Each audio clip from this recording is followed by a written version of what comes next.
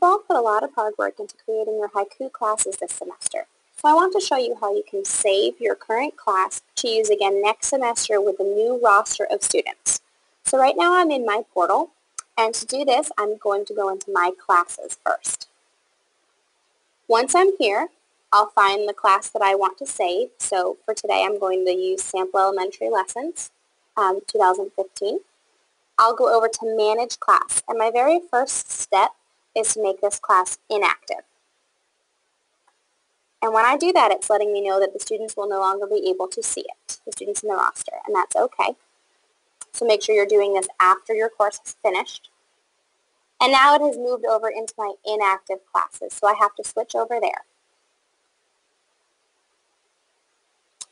So I've found my class in the inactive classes, and once again I'm going to go over to Manage Class. And this time I'll go to Save As. So I want to save this class as a brand new class. So this setting is perfect. And I want it to include all of my page content. But I also want to be sure I include all of these different features down here. So I'm going to select all.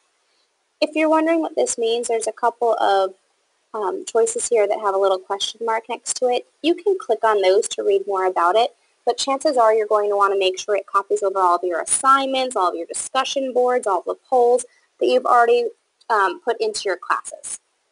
So then I'll click Next, and after doing that, I have to give it a new name. So this next semester it won't be my 2015 class, it will be my 2016 class. So I'm just going to change the year.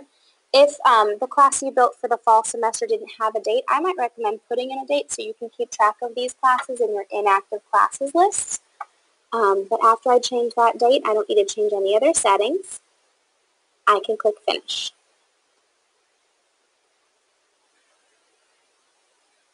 And now if you notice up at the top, it tells me that it's copying. So although it looks like my class is blank and there's nothing in here yet, it's copying all those things over. And I can refresh the page to check for incoming changes. Sometimes if you have a lot of content built in there, after you refresh the page, you'll still see that purple bar going across, and it might just take a moment depending on how much content you've built in there.